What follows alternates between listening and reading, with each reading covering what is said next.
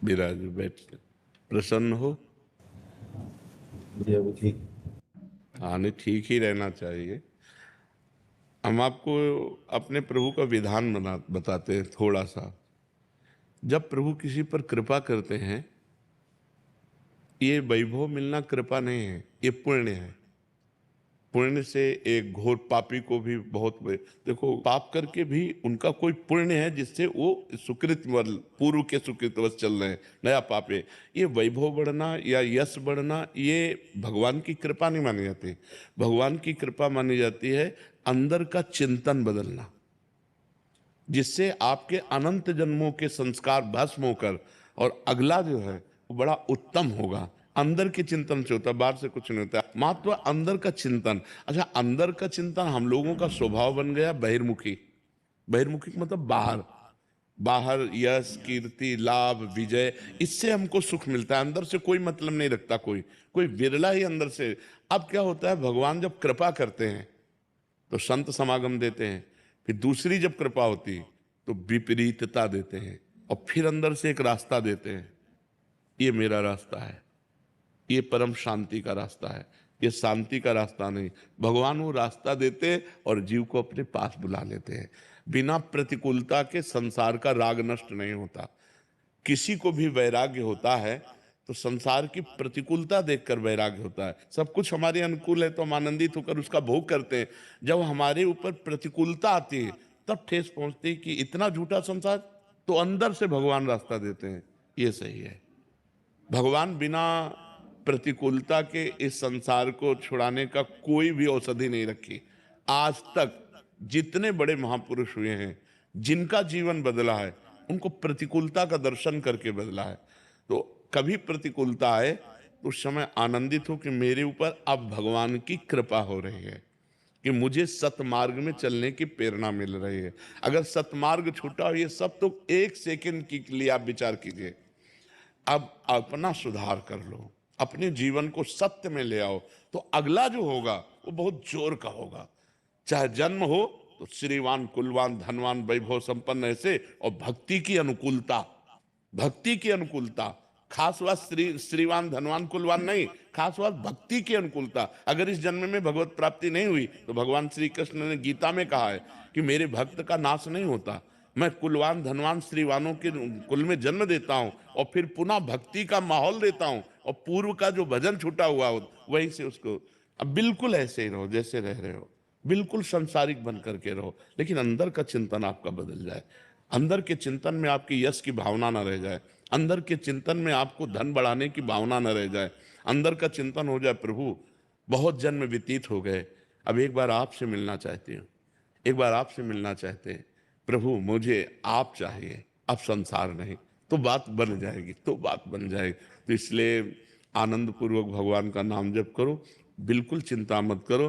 बाबा, क्या नाम जप से हो जाएगा? पूरा, ये हम अपने जीवन का अनुभव बताते हैं। सांख्य योग और अष्टांग योग और कर्म योग और भक्ति योग, चारों योगों में प्रवेश रहा है।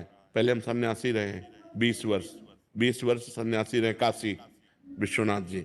तो हम सांख्य योग, अष्टांग योग, जो अष्टांग योग है ना, अष्टांग योग, कर्म योग, इन तीनों को अच्छी प्रकार जान करके और फिर भक्ति योग में आए हैं। स्वयं भगवान शंकर से बढ़कर कोई ज्ञानी तो नहीं ना, सनकादि से बढ़कर कोई ज्ञानी नहीं। वो हरिशरणम हरिशरणम सनकादि हर समय जपते रहते हैं। भगवान शिव राम राम राम राम राम राम जपते रहते हैं।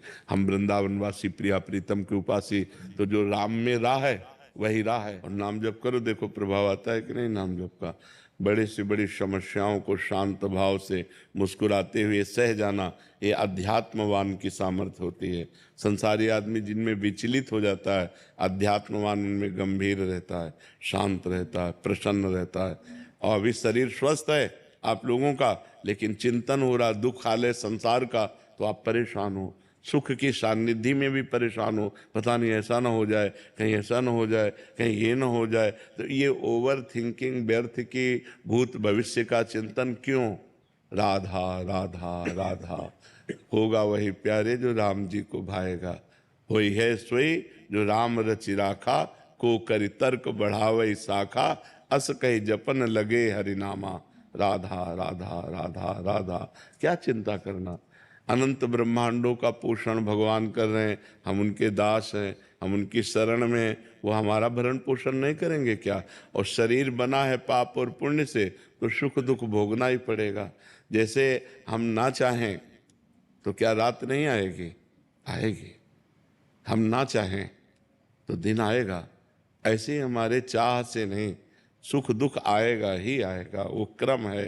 अब हमको लड़ना है, सुख में अभिमान नहीं करना और दुख में हमको व्याकुल नहीं हो जाना, हमको मजबूत रहना है। उसके लिए हमें चाहिए नाम जप, उसके लिए सत्संग चाहिए, शास्त्र स्वाध्याय चाहिए, पवित्र आचरण चाहिए, पवित्र भोजन चाहिए, तब बात आएगी। अहंकार किस बात का? आपने अपने शरीर में क्या बनाया है? आप बताओ। आपने अपने ही शरीर में आपका क्या योगदान है? कुछ नहीं। आप बताइए कि क्या योगदान है? भगवान ने बनाया है? नहीं। तो ना तो शरीर का अभिमान करना, क्योंकि भगवान ने बनाया है। अच्छा, अंदर बुद्धि, उसमें आपने क्या किया है? कुछ नहीं।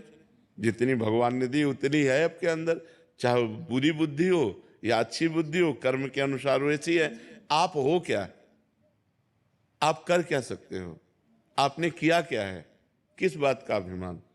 हमें तो यही समझ में नहीं आता कि जब एक यंत्र में जो चढ़ा हुआ नाच रहा है, जैसे कठपुतली है, और वो नाच रही, और अभिमान करे कि मैं तो बहुत बढ़िया नाच लेती हूँ, तो बेकार की बात है। वो पर्दे के पीछे बैठा हुआ जो अंगुलियों से नचा रहा है, वो कलाकार है। वो जैसा चाहता वैसा कठपुतली नाच रही।